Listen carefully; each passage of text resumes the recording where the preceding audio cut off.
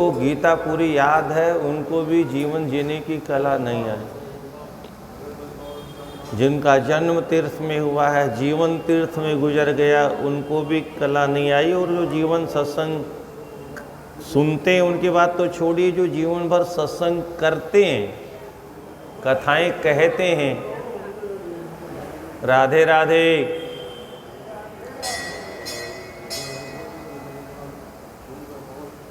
कभी कभी सुनने की आदत डाली है। बोलते तो हम बहुत हैं क्या।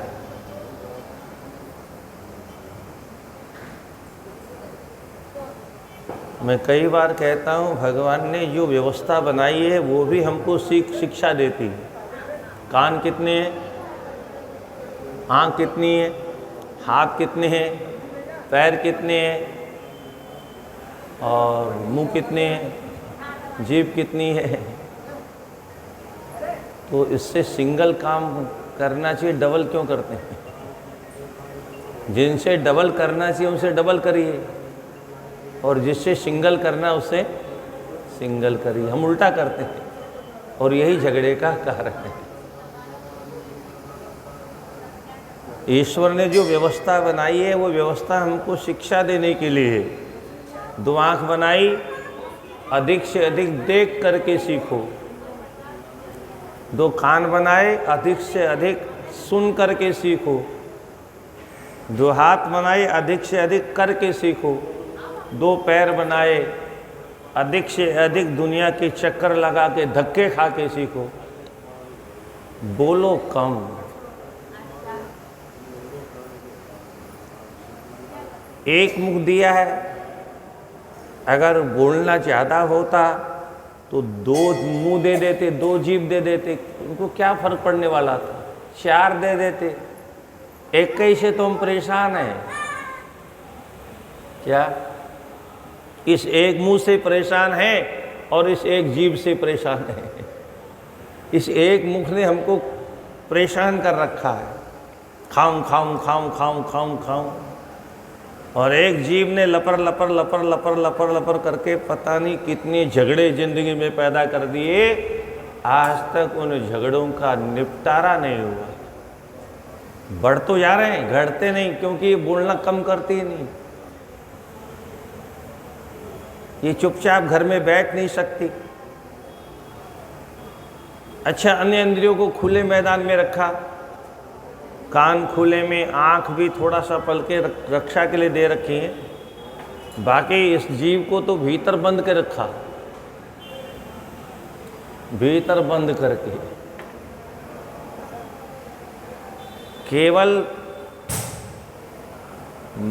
होठों के दरवाजे नहीं लगाए, 32 दांतों के सींचे लगाए। क्योंकि ब्रह्मा जी भी जब जीव को बना के बैठे तो ब्रह्मा जी भी चक्कर में पड़ गए। ये क्या कर दिया, ये तो बहुत खतरनाक है। क्या कहा ब्रह्मा जी ने, ये तो बहुत खतरनाक चीज बन गई।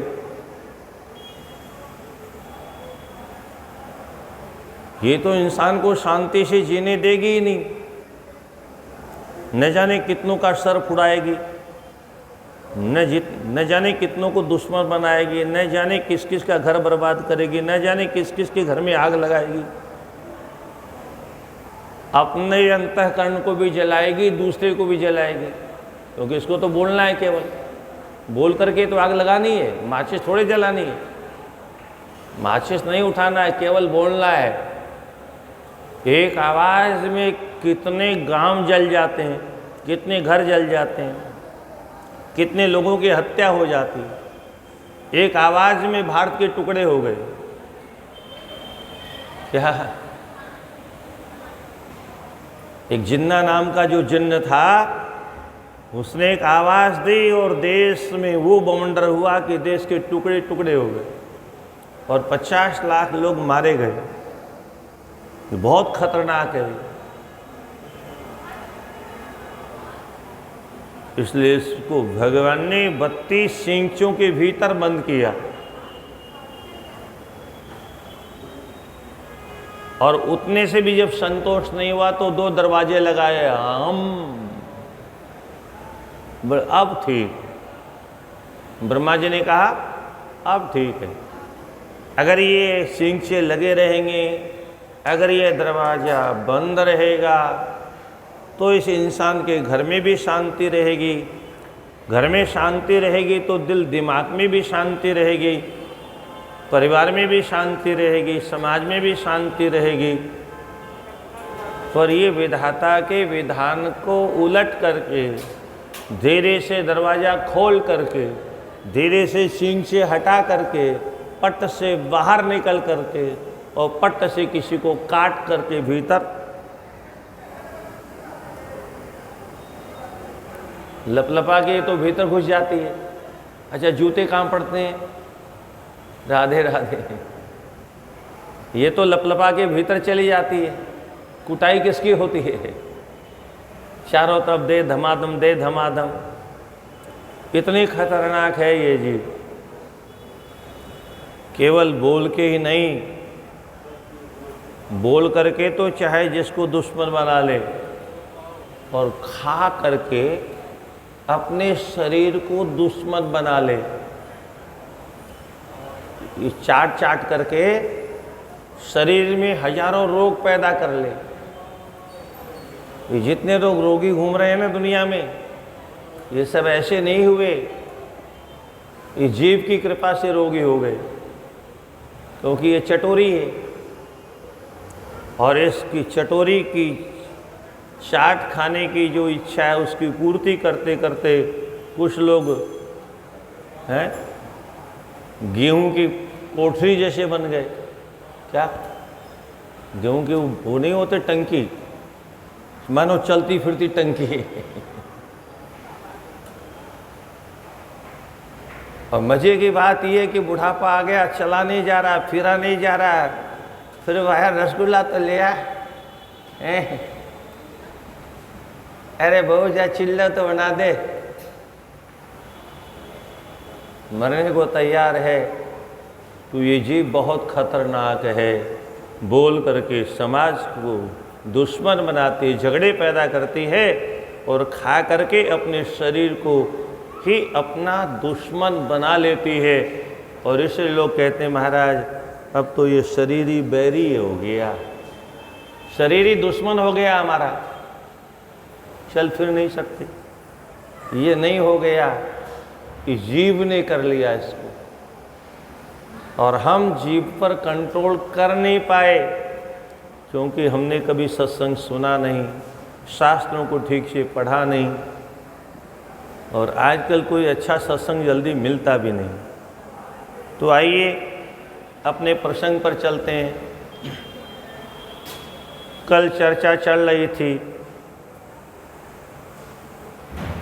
भगवती माँ पार्वती कैसे रात्रि में मुझे ब्राह्मण ने स्वप्न दिया, तपस्या करने का आदेश दिया, और उसी समय हिमालय ने भी आकर के अपना स्वप्न सुनाया। कैसे स्वप्न में भगवान भोलेनाथ यहाँ तपस्या करने आए, और उसके बाद में दोनों बैठ करके ये जो स्वप्न आया है ब्राह्म मुहूर्त में, इस स्वप्न का वास्तविक फल क्या है, इसकी प्रतीक्षा कर रहे थे। और उसी प्रतीक्षा करने के काल में सचमुच में ही भगवान शिव आ गए। तत्र जगाम सुप्रीत्या कियद्गणयुतः प्रभु तपः कर्तुं सती प्रेम विरह कुलमानसः। नौका 30। तो तत्रा जगाम सुप्रीत्या, हिमालय के यहाँ प्रेम पूर्वक भगवान शिव तपस्या करने आ गए। तपस्यकार स्वं तत्र पार्वती सेवने रता सखिभ्यां सहिता नित्यं प्रसन्नार्थमभूत्तदा। यहाँ भी संक्षेप में चर्चा दी है भगवती पार्वती भी उनकी अपनी सखियों के साथ सेवा करने आती थी। और कालांतर में विद्धोपि मार्गणे शंभुर्विकृतिम नापस प्रभु प्रेषितेन सुरेश्वात्ममोहनार्थम स्मरेण वै। कालांतर में कामदेव का आगमन हुआ और दग्ध्वा स्मरं च तत्रैव स्ववने नयनेन स स्मृत्वा मम वचः क्रुद्धो मह्यंतर्दधे ततः।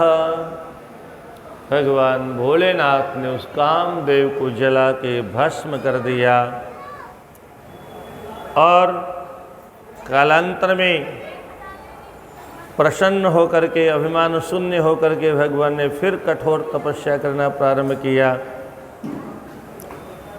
लोकाचारमाश्रित्य रुद्रो विष्णु प्रसादितः कालिं विवाहयामास ततोऽभूत् बहुमंगलम। और लोकाचार की पद्धति से भगवान भोलेनाथ ने पार्वती के साथ मंगल में विवाह किया।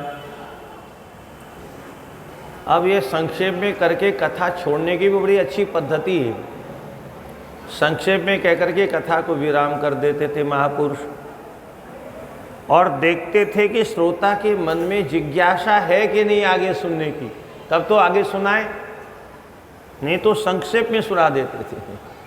वो प्रत्येक अध्याय में यही हो रहा है। सब कुछ हो गया, कुछ बचा तो नहीं। फिर नारद जी ने प्रश्न कर दिया, विष्णु शिष्य महाभाग विधि शैववर प्रभो शिवलीलामिमां व्यासात् प्रीत्यामि वक्तुमर्हसि। आप भगवान विष्णु के शिष्य हैं, आप शिवजी के परम भक्त हैं। इमाम शिवलीलाम, इस शिवजी की लीला को व्यासात् माने विस्तार पूर्वक, व्यासात् विस्तार पूर्वक मैं मुझको प्रीत्या प्रेम पूर्वक वक्तुम अर्हसि, प्रेम से सुनाइए, विस्तार से सुनाइए। किस प्रकार से सती के विरह में भोले बाबा कैसे विवाद हुआ, कैसे तपस्या करने आए और उसके बाद में क्या क्या हुआ, आप सब कृपा करके सुनाइए।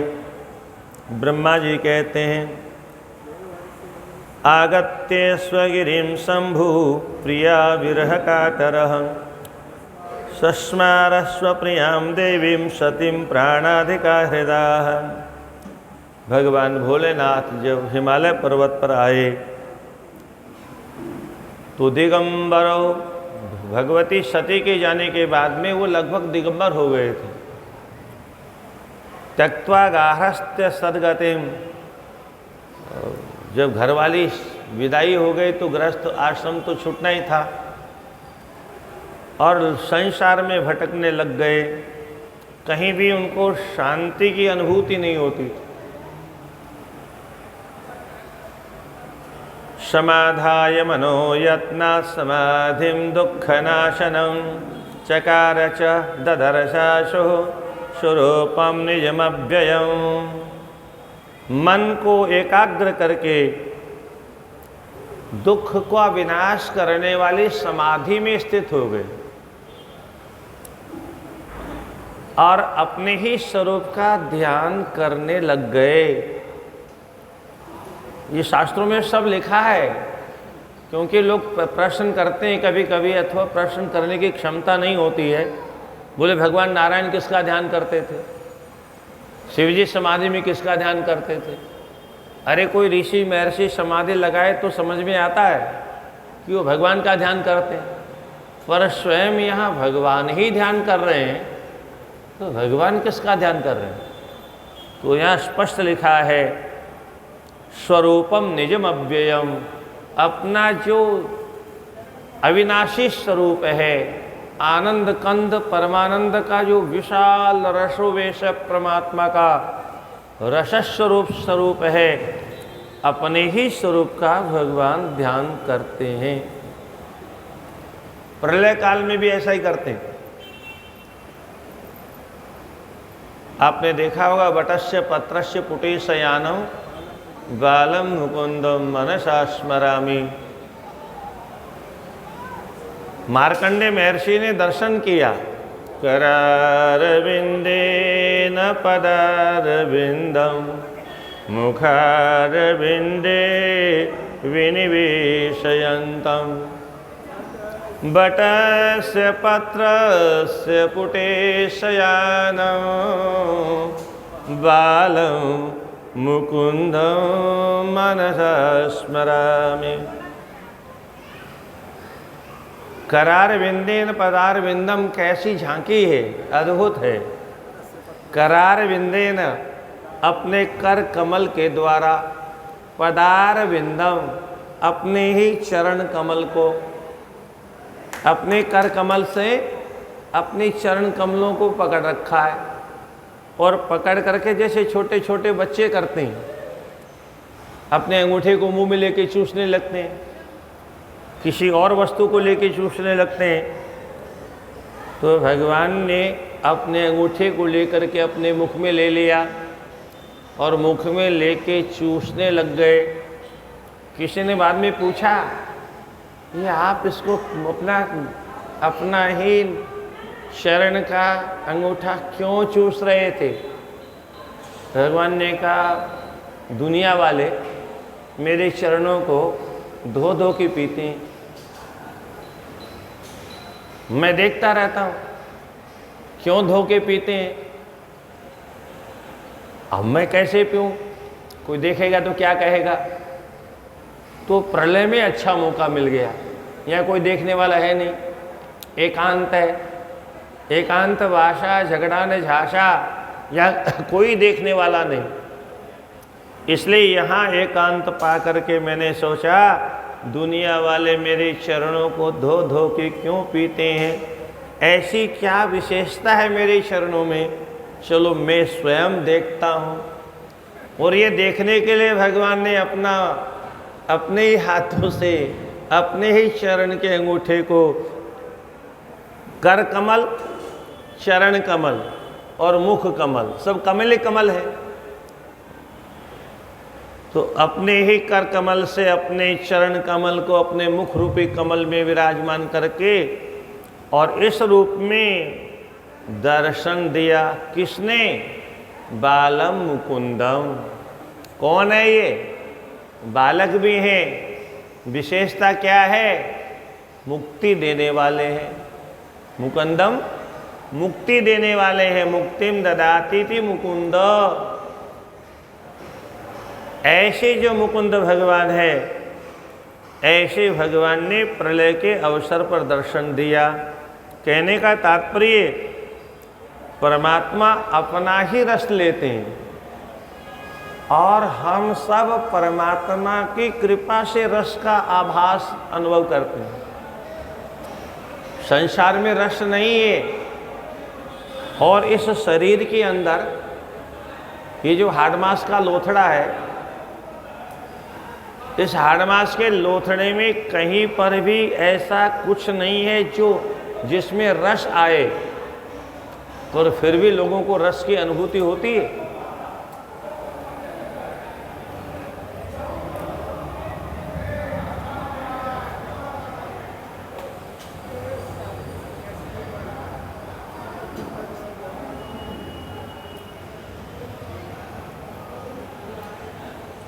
हर हर महादेव शंभो काशी विश्वनाथ गंगे।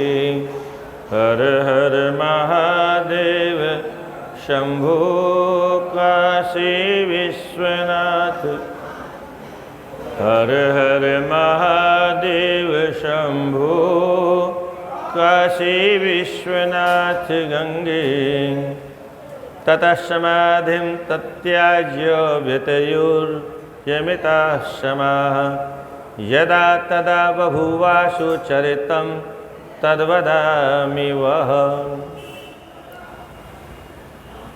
जब समाधि को उन्होंने समाधि से उठे तो तत्याज व्यतयो, अमिता समाह, बहुत समय तक समाधि में रहने के बाद में जब समाधि से उठे तब जो हुआ वह सुनो। प्रभोर्ललाट देशात्तु यत् द्विषत् श्रम संभवम पपात धरणो तत्र सबभूव शिशुर्धृतम। एक अद्भुत चरित्र लिखा है यहाँ पर। भगवान जब बहुत वर्षों के बाद में समाधि से उठे तो उनके श्रीअंग से पसीना टपका। वो पसीने से एक विराट बालक का जन्म हो गया और वह पसीना भूमि पर गिरते ही जो बालक उठ के खड़ा हुआ तो पृथ्वी के स्पर्श से वह बालक पैदा हुआ, इसलिए उसका नाम हो गया भौम, मंगलवार, भूमि का पुत्र। चतुर्भुजो अरुणाकारो रमणीयाकृति मुनि अलौकिकद्युति श्रीमान तेजस्वी परदुस्सह। चार भुजाएं हैं, लाल लाल अरुण अरुण आकार के रमणीय आकृति वाले अलौकिक चमक लिए हुए श्रीमान तेजस्वी वह बालक। रुरोदस्य शिशुस्तस्य पुरोहि परमेश्रितुः प्राकृतात्मज वत्तत्र भवाचारस्तस्य ही। वह बालक रुदन करने लगा, क्योंकि बालक जब जन्म लेता है तो बहुत भूख के मारे, प्यास के मारे छटपटाता है। वह बालक भी भूख के मारे छटपटाने लगा, पर अब दूध कौन पिलाए। तो साक्षात धरती ने जब देखा कि मेरे अंग का स्पर्श हुआ, धरती प्रसन्न हो गई। तुरंत धरती ने देवी का रूप धारण किया और देवी का रूप धारण करके उस बालक को शीघ्रता से अपनी गोद में उठा लिया। तदा विचार्य सूर्या धृत्य सुस्त्रितनुं क्षितिः आविर्बभूव तत्रेव भयमानीय शंकराद। और उस बालक को उठा करके अपनी गोद में दुग्ध पिलाना प्रारंभ कर दिया। अब भगवान ने देखा, आंख खोल करके ये देवी बालक को बड़े प्रेम से लाड लड़ा रही है, स्नेह कर रही है। भगवान बहुत प्रसन्न हुए और बोले, देवी तुम इस बालक से इतना प्रेम कर रही हो, ये मेरे पसीने से उत्पन्न हुआ है, पर चूंकि तुमने इसे दुग्धपान कराया है तो आज से ये तुम्हारा ही पुत्र हो गया। ले जाओ इसे। अशो बालः कुदाता ही भविष्यति गुणितव। ये कुदाता, ये बहुत बड़ा भूमि का दान करने वाला होगा, अपने भक्तों को सुख देने वाला होगा। इसको प्रेम से ले जाओ। और वह पृथ्वी माता भगवान की आज्ञा पाकर के उस बालक को लेकर के अपने स्थान में चली गई। शबालो भूमित्याख्यां प्राप्य भूत्वा युवाद्रुतं तस्यां काश्यां चिरं कालं शिसेवे शंकरं प्रभु। वह बालक जब युवा हो गया तो बहुत वर्षों तक काशी में आकर के भगवान विश्वनाथ की अर्चना की, भगवान भोलेनाथ की सेवा की। विश्वेश्वर प्रसादेन गृहत्वं प्राप्य भूमियः दिव्यलोकं जगामाशु शुक्रलोकात् परं वरम्। भगवान विश्वनाथ की कृपा से, विश्वेश्वर भगवान की कृपा से भगवान ने उसको वरदान दिया, जाओ तुम ग्रह नक्षत्रों में विराजमान हो जाओ। तुम्हारी गिनती ग्रहों में होगी तो शुक्र ग्रह से भी ऊपर, लगभग 10,000 योजन ऊपर भौम ग्रह की स्थिति है, मंगल ग्रह की स्थिति है। इस प्रकार से ब्रह्मा जी कहते हैं इसके बाद जो लीला हुई भगवती पार्वती ने जो लीलाएं की उसको सुनो। वर्धमाना गिरे पुत्री सा शक्ति लोक पूजिता, अष्टवर्षा यदा जाता हिमालय गृहेशति। पार्वती जब 8 वर्ष की हो गई तो 8 वर्ष की होने के बाद में तज्जन्म गिरिशो ज्ञात्वा सती विरह कातरः कृत्वा ताम अद्भुतामन्तर्मुमोदातिव नारद। भगवान भोलेनाथ बहुत प्रसन्न हुए और तस्मिन्नेवान्तरे शंभुर्लौकिकं गतिमाश्रितः। सती ने पार्वती का रूप लेकर के हिमालय में जन्म ले लिया है, तो चलते हिमालय में तपस्या करेंगे। और भोले बाबा हिमालय में पहुंच गए। कहाँ पर? जहाँ कभी गंगा जी का अवतरण हुआ था,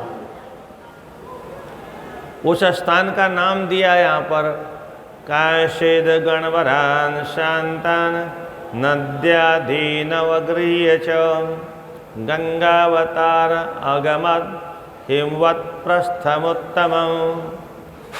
गंगा द्वार नाम का शिखर, जिसको आजकल गोमुख कहते हैं, जहाँ गंगा का प्राकट्य हुआ वह गंगा द्वार नाम का शिखर है।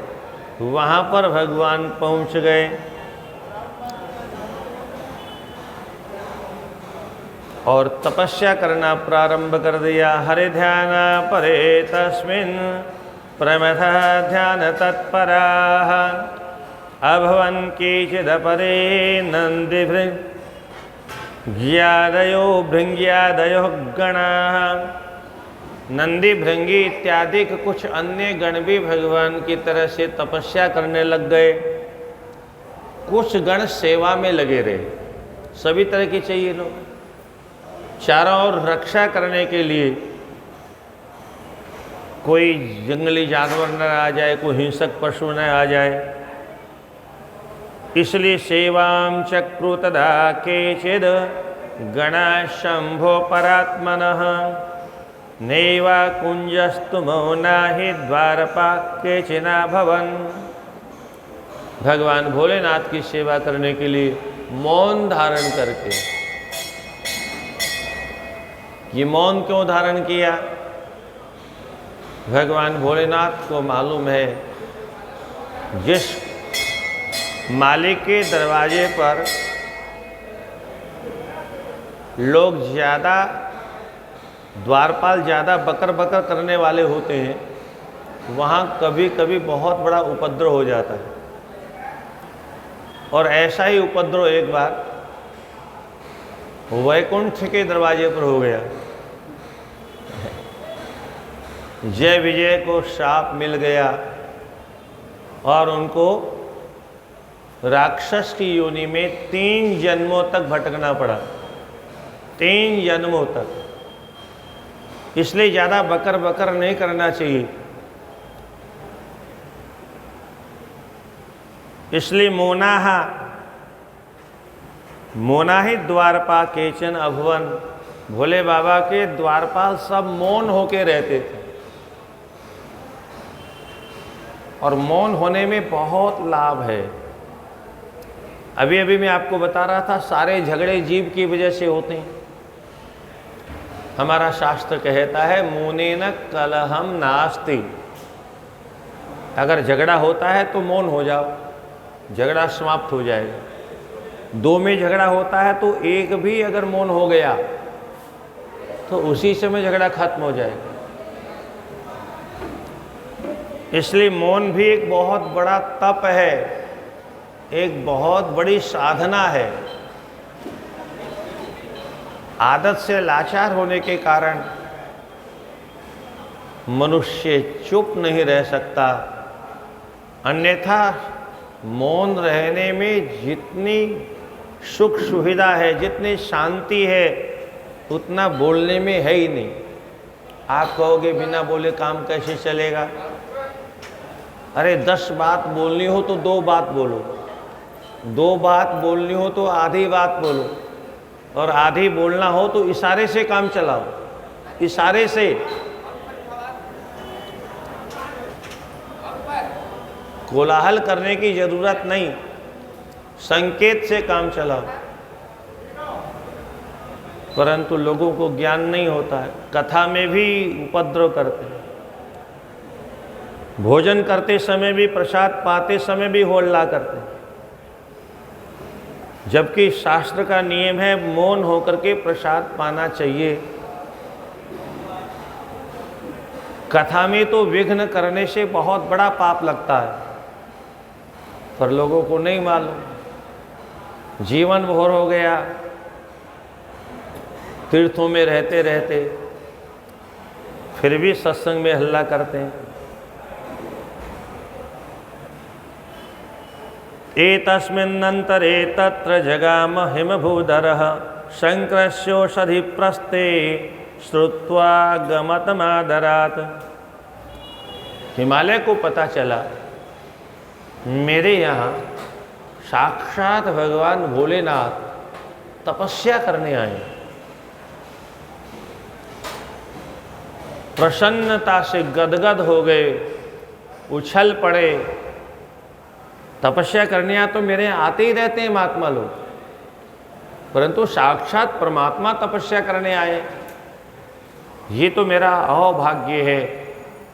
और तुरंत भगवान भोलेनाथ का दर्शन करने चले, क्योंकि इनके घर में आए हैं ना, हिमालय तो इनका निवास स्थान है, तो इनके अतिथि हुए। और अतिथि के लिए शास्त्र कहता है अतिथिर देवो भव, अतिथि भी देवता होते हैं। सामान्य अतिथि आ जाए तो देवता होता है, और महादेव आ जाए तो क्या? जहाँ स्वयं महादेव आ जाए उसका क्या कहा जाए। इसलिए अपना अहोभाग्य मान करके प्रणनाम प्रभुं रुद्धं सगणो भूधरेश्वरः समानर्च च सुप्रीतस्तुष्टाव सकृतांजलि। हाथ जोड़ करके स्तुति की प्रार्थना की, और फिर कहा देव देव महादेव कपर्दिन शंकर प्रभो तैवेव लोकनाथेन पालितं भुवनत्रयम्। हे भगवान, आप तीनों लोकों का पालन करने वाले हैं। तीनों लोकों की उत्पत्ति भी आपके द्वारा, पालन भी आपके द्वारा, संहार भी आपके द्वारा होता है। ऐसे आपको पुनः पुनः नमन करता हूँ। आप कैलाशवासिने शंभो सर्वलोकाटनाय च नमस्ते परमेशाय लीलाकाराय शूलिने। आप कहीं भी तपस्या कर सकते थे, और वैसे आपको तपस्या करने की जरूरत ही नहीं है। ये तपस्या की विधि तो सामान्य लोगों के लिए। आपके मन में प्रश्न नहीं उठेगा, मैं बताता हूँ आपको। प्रश्न उठता आखिर भगवान तपस्या करते क्यों हैं? क्या? हमको शिक्षा देने के लिए। संसार के लोगों को जो नाना प्रकार के प्रपंचों में फंसे रहते हैं, जिनको फुर्सत नहीं है, उन लोगों को शिक्षा देने के लिए तपस्या करते हैं, समाधि में बैठते हैं। अब आप कहोगे भगवान के पास तो कोई काम नहीं होगा, इसलिए वो बैठ जाते होंगे। अरे स्तुति करने वालों से सुनो, कितने काम है उनके पास में। जगत की उत्पत्ति करना है, हमारा तो छोटा सा परिवार है, और आजकल तो हिंदुओं की बुद्धि पूरी भ्रष्ट हो गई। हम दो हमारा दो, हम दो हमारा एक ही हो गया है। भले उसको कोरोना खा जाए, चाहे कोई महामारी खा जाए, चाहे कोई बीमारी खा जाए, चाहे अपनी मौत मर जाए, चाहे एक्सीडेंट हो जाए। हिंदुओं की जितनी बुद्धि भ्रष्ट है वर्तमान में, अपने आप की मौत को निमंत्रण दे रहे हैं। स्वयं अल्पसंख्यक बनने का संकल्प कर लिया मानो। हमें अल्पसंख्यक बनना है। नेहरू ने योजना बनाई, हिंदू कोर्ट बिल पास किया, धीरे धीरे हमको समझाते समझाते सिनेमा वालों ने हमारी खोपड़ी में घुसेड़ दिया, हम दो हमारा एक, हमको अल्पसंख्यक बनना है और फिर एक दिन दुश्मनों के हाथों बेमौत मर जाना है। तो भगवान स्वयं तपस्या करके ये बताते हैं कि मेरे पास काम बहुत है, मेरी तो सारी सृष्टि है, इसका पालन पोषण करना है। और फिर कितने कर्मचारी हैं इस दुनिया में, एक दो कर्मचारी थोड़े हैं मेरे, सूर्य चंद्रमा अग्नि जल वायु सबको देखना है, बहुत काम है। फिर भी सारे कामों को छोड़ करके मैं स्वयं तपस्या करता हूँ। और भगवान नारायण तो गजब करते हैं, वो तो कभी हिलते डुलते ही नहीं, क्या वो तो हमेशा कोडानाथ बन करके हमेशा योग निद्रा में स्थित रहते हैं। और हम आपको सारे संसार के लोगों को कहते हैं, देखो इतने बड़ी दुनिया का मालिक मैं स्वयं निश्चिंत होकर के समाधि में स्थित रहता हूँ, तुम अपने छोटे से परिवार के चक्कर में मरे जा रहे। फुर्सत नहीं महाराज, क्या करें, फुर्सत नहीं। जिंदगी जब तक रहेगी फुर्सत न होगी काम से, कुछ समय ऐसा निकालो प्रेम कर लो मेरे राम से। ये फुर्सत तो ऐसी ही चलेगी, कभी नहीं मिलने वाली। हाँ एक दिन मिल जाएगी, क्या एक दिन निश्चित फुर्सत मिल जाएगी, पर उसके बाद में फिर हमको पूछेगा कौन।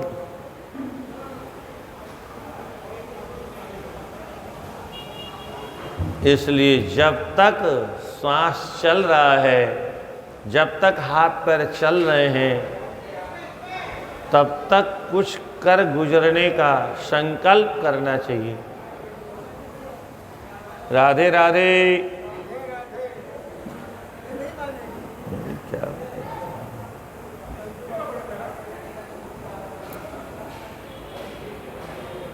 परिपूर्ण गुणाधान विकार हिताय वितैः नमो हिनाय विहायाय धीराय परमात्मने। बड़ी लंबी चौड़ी स्तुति की और कहा भगवान तपोरतः तपस्थान सुतपः फलदायिने तप प्रियाय शांताय नमस्ते ब्रह्मरूपिणे। भगवान की विशेषण कैसे हैं? तपोरतः, आप सदा तपस्या में ही रत रहते हैं। तपस्थान, आप स्वयं तपस्या के स्थान हैं। स्वतपः, सुंदर तप करने वाले को आप फलदायिनी, फल देने वाले हैं। जो तपस्या करता है उसको फल भी आप देते हैं। तप प्रियाय, तप आपको बहुत प्रिय है। क्यों न हो? भगवान नारायण कहते हैं ब्रह्मा जी से, तपो में हृदयम साक्षात। तपस्या मेरा हृदय है। जो तपस्या करता है भगवान के हृदय को जीत लेता है, और जो भगवान के हृदय को जीत लेता है वो त्रिलोकी पर विजय प्राप्त कर लेता है। तीनों लोकों में उसे कुछ भी असंभव नहीं है, पर उसे कुछ चाहिए ही नहीं। अरे जिसे भगवान की प्राप्ति हो गई वो किसी और की कामना क्यों करेगा? किसी नाशवान वस्तु की इच्छा क्यों करेगा? नाशवान वस्तुओं की कामना तो मनुष्य तभी तक करता है जब तक उसे परमात्मा की प्राप्ति नहीं होती। और परमात्मा की प्राप्ति कब तक नहीं होती? बोले जब तक कोई सही गुरु की प्राप्ति नहीं होती, मार्गदर्शक की प्राप्ति नहीं होती। परमात्मा की प्राप्ति होने के बाद अगर कोई कामना रह गई, कोई आकांक्षा रह गई, कोई अभिलाषा रह गई, तो समझ लीजिए उसको अभी परमात्मा की प्राप्ति हुई नहीं। अभी परमात्मा के विषय में खाली बकवास करता है वो मंच पर बैठ के, हाय हाय हाय हाय हाय अगर लगी हुई है। अरे परमात्मा शांताकारम है, तो शांताकार परमात्मा के साथ जुड़ने के बाद में तो सब शांत हो जाना चाहिए। फिर ये अशांति क्यों, फिर ये हाय हाय क्यों, किस लिए हाय हाय? नाशवान पदार्थों के लिए, नाशवान मठ मंदिरों के लिए, नाशवान महलों के लिए, नाशवान शिष्यों के लिए, क्योंकि वो 10, 20, 50 रुपए साल में देंगे कम से कम। हमें नहीं मालूम जो ज़्यादा शिष्य बनाता है उसकी क्या गति होती है। शिष्य जितना पाप करता है उस पाप को गुरु को भोगना पड़ता है। और इसलिए तुलसीदास जी ने तो यहां तक लिख दिया, हरई शिष्य धन शोक न हरई, सो गुरु घोर नरक मोह परई। हरई शिष्य धन, समय समय पर ये लाओ वो लाओ ये लाओ, ये तो कर लेता है, पर गुरु जी एक समस्या आ गई। बोलो ये तो सबके जीवन में आती है, तुम्हारे कोई नहीं आई है। संसार में आए हो तो कुछ न कुछ तो कर्मों का भोगना पड़ेगा। कर्म तुमने किया तो भोगेगा कौन? वहां कोई उपाय हमारे पास नहीं। किसी समस्या का समाधान करने की कोई विधि हमारे पास में नहीं है। केवल हरई शिष्य धन शोक न हरई, तो सो गुरु घोर। सामान्य नरक में नहीं, सामान्य नरक में तो सामान्य लोग रहते हैं।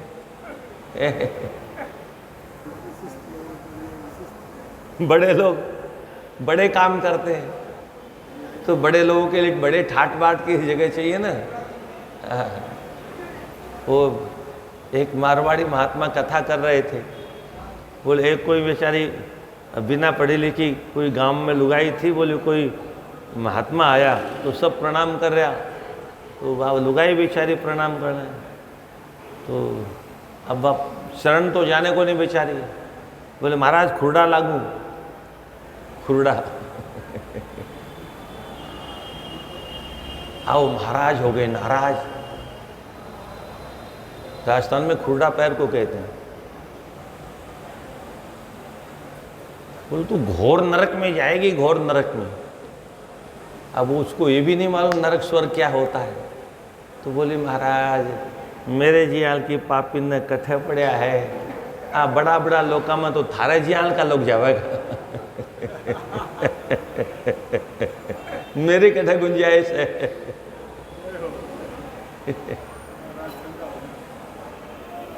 तमाश क्या जाएगा बेटे। तो बड़े लोगों के लिए बड़ी व्यवस्था करनी पड़ती है। बड़ा आदमी जेल में भी जाता है तो जेल में भी वीआईपी साहब आए हैं तो वीआईपी व्यवस्था करनी पड़ती है। परंतु यहाँ घूस दे करके जेल में भी सारी सुविधाएं प्राप्त की जा सकती है। यहाँ बड़े लोगों के लिए जेल में भी वीआईपी व्यवस्था हो सकती है, पर ऊपर तो बड़े बड़े नरक मिलते हैं। बड़े लोग जितना बड़ा होगा उतने बड़े नरक उसको वहाँ उपलब्ध होंगे। इसलिए हमेशा सावधान रहना चाहिए। छोटा सा जीवन है, छोटे से जीवन में क्यों पाप करना भाई। इस पेट को तो 2 रोटी खानी है। बदनाम लोगों ने पेट को पता नहीं कितना कर रखा है, झूठे ही बदनाम कर रखा है। कोई 2 रोटी खा लेता, कोई 4 रोटी खा लेता, और पेट के नाम पर पता नहीं कितना बवंडर। कोई 50 कारखाना खोलने के बाद में भी शांत नहीं बैठा है, वो भी अशांत है। अरे भाई कितने कारखाने खाओगे, पर दुनिया में हमारा नाम होगा, हमारा नाम होगा। उस नाम के चक्कर में 24 घंटे इंसान परेशान है, शांति कहीं उपलब्ध नहीं होती। तो भगवान स्वयं तपस्या करके सारे संसार के लोगों को उपदेश देते हैं, तपस्या करना चाहिए। एकांत में बैठ करके शांत हो करके मन और बुद्धि इंद्रियों को अपने अंतः में प्रविष्ट करा करके अंतरंग हो करके एकाग्र मन से ईश्वर का चिंतन करना चाहिए। 24 घंटे में कुछ समय ऐसा अवश्य निकालना चाहिए।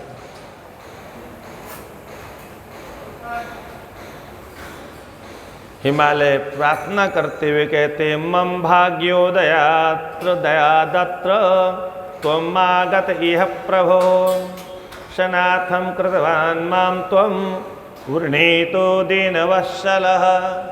हे दीनबंधु, हे आशुतोष, हे अवधदानी, आज मेरा भाग्योदय हो गया है। बड़े बड़े संत महात्मा ऋषि महर्षि आपकी कृपा से मेरे इस हिमालय में तपस्या करने के लिए आते ही रहते हैं। हिमालय जैसा कोई अतिथियों का स्वागत करने वाला नहीं।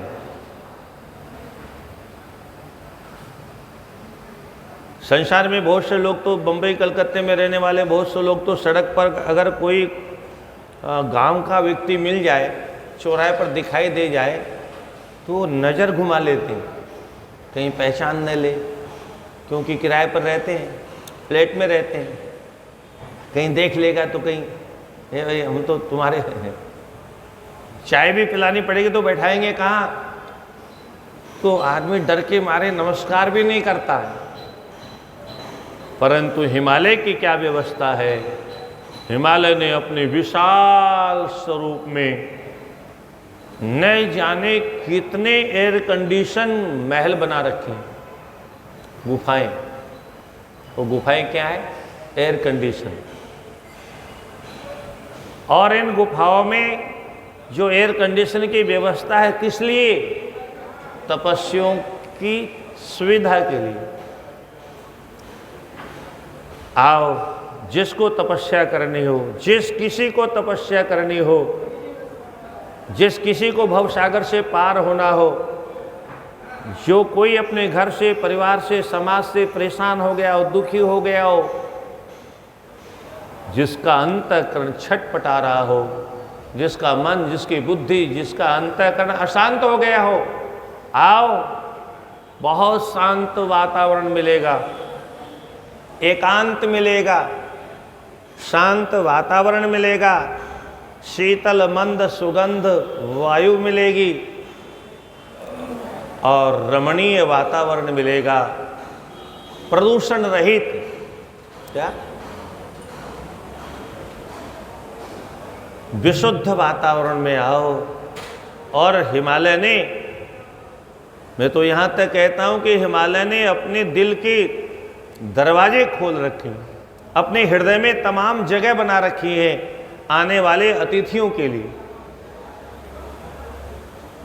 और अनादिकाल से हिमालय में न जाने कितने अरबों खरबों संतों ने, ऋषियों ने, महर्षियों ने, योगियों ने यम नियम आसन प्राणायाम प्रत्याहार धारणा ध्यान समाधिस्थ होकर के परमात्मा को प्राप्त कर गए।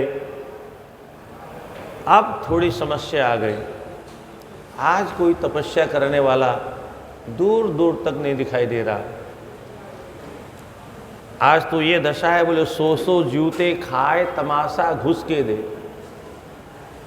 घर नहीं छोड़ेंगे। कितना भी लड़ाई, कितना भी झगड़ा हो जाए, घर नहीं छोड़ेगा।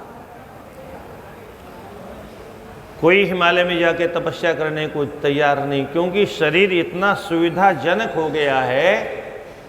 वो तो किसी तीर्थ में भी आता है तो वहाँ भी यही कहता है, एयर कंडीशन होना चाहिए, एसी रूम होना चाहिए और अटैच भी होना चाहिए, है? घर में भी अटैच होना चाहिए।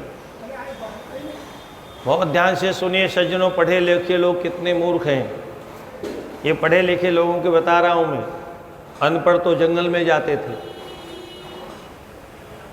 और पहले थोड़े शुरुआत जब हुई ना, तब घर के बाहर बनाने की परंपरा चालू हुई, वहाँ तक ठीक था।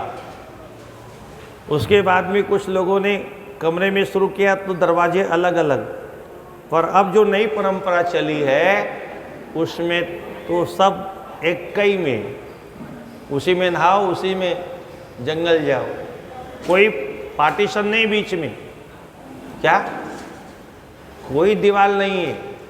अब ध्यान से सुनिए, पढ़े लिखे लोगों की कितना दिवाला निकल गया बुद्धि का, उसमें गंदगी भरी पड़ी है।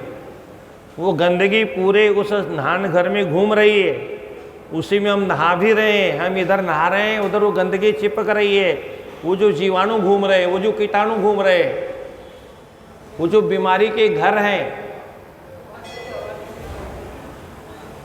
वो शरीर में चिपक रहे हैं। और हम समझते हैं कि हम वो अंडा लगा के अंडे वाले साबुन से नहा लिए इसलिए हम शुद्ध हो गए। कितनी बीमारियों के कीटाणु तो हमारे सांस में भीतर जा रहे हैं, कितने शरीर में चिपक गए।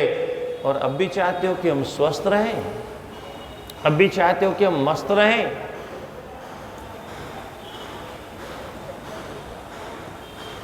इतनी सुविधा चाहिए, एक कदम चलना न पड़े,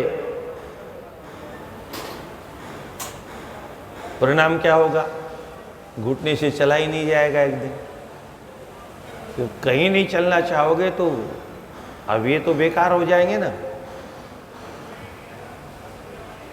इसलिए आदमी आज स्वयं बीमारियों को अपने ही अज्ञान के कारण निमंत्रण देता है।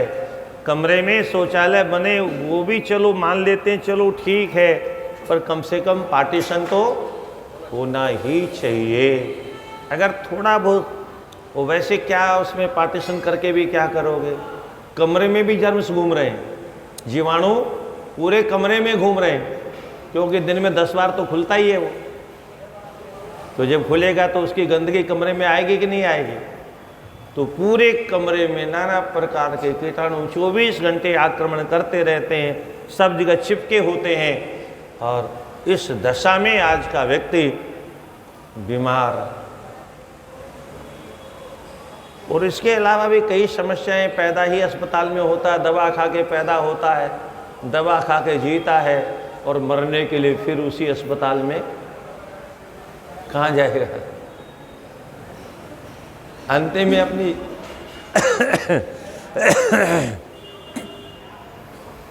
पुनः जन्मभूमि में चला जाता है। सनाथम कृतवान माम तम वृणीतो दीनवत्सलः। हे दीन बंधु, आज आपने मुझे सनाथ कर दिया। मैं तो अपने आप को अनाथ मानता था, पर आज विश्वनाथ आ गए, तो विश्वनाथ के आगमन से आज मैं निश्चित ही सनाथ हो गया। अद्य में सफलम जन्म सफलम जीवनम मम, अद्य में सफलम सर्वम यदत्तत्वं समागतः। आज मेरा जन्म सफल हो गया, मेरा जीवन सफल हो गया, मेरा सब कुछ सफल हो गया, क्योंकि आप स्वयं यहाँ पधार गए। ज्ञात्वा माम दासमव्यग्रम आज्ञां देहि महेश्वर, त्वस्सेवांश महाप्रीत्या कुर्याम अहमन्यधीहि अनन्यधीहि। आप किसी प्रकार का संकोच नहीं करना, मुझे अपना दास मान करके। अच्छा, हिमालय कितने बड़े हैं? सबसे ऊंचे है ना, हिमालय का मतलब सबसे बड़ा। और भाषा कैसी है? बड़े लोगों की भाषा ऐसी ही होनी चाहिए। हम बड़े हैं, हम बड़े हैं, काहे के बड़े हो? बड़ा हुआ तो क्या हुआ, जैसे पेड़ खजूर, पंछिन को छाया नहीं और फल लागे अति दूर। बड़ा हुआ तो क्या हुआ? कोई पथिक बैठना चाहे तो छाया नहीं है, क्या कहाँ बैठेगा? छाया होती ही नहीं। और कोई फल खाने की सोचे तो पहले अपनी ज़िंदगी को अपनी मुट्ठी में रख ले, हथेली पर रख ले, फिर चढ़ने का प्रयास करे। इतने दूर फल लगते हैं। इसलिए बड़े होने का मतलब जिसमें बहुत नम्रता हो। और वैसे भी शारीरिक दृष्टिकोण से अगर आप समझें तो अक्सर आपने देखा होगा जो लंबे लोग हैं वो ज़्यादा झुक जाते हैं बुढ़ापे में, और जो गट्टा होता है वो जल्दी झुकता नहीं है। क्या है? शरीर जिसका बड़ा होता है वो जल्दी झुक जाता है बुढ़ापे में, कमर दोहरी हो जाती है। बड़े आदमी का लक्षण है झुकना। वृक्ष कब झुकते हैं? जब उनमें फल आते हैं। वृक्ष कब झुकते हैं? जब उनमें फल आते हैं। वृक्ष कब अकड़ जाते हैं? जब उनमें फल नहीं रहते। फल का मतलब मनुष्य में जब गुण होता है, गुणों का जो जितना बड़ा गुणों का भंडार होगा उतना ही ज़्यादा नम्र होगा, उतना ही सरल होगा, उतना ही तरल होगा, उतना ही विनम्र होगा। फल जितनी ज़्यादा जिस पेड़ में आएंगे वह पेड़ उतना ही ज़्यादा झुका हुआ होगा। अच्छा, क्यों झुकते हैं पेड़? जब फल आ जाते हैं तो मानो आने जाने वाले अतिथियों से कहते हैं आओ आओ आओ, देखो देखो, ज़्यादा दूर नहीं, हाथ बढ़ाओ और सेवा का मौका दो। क्या?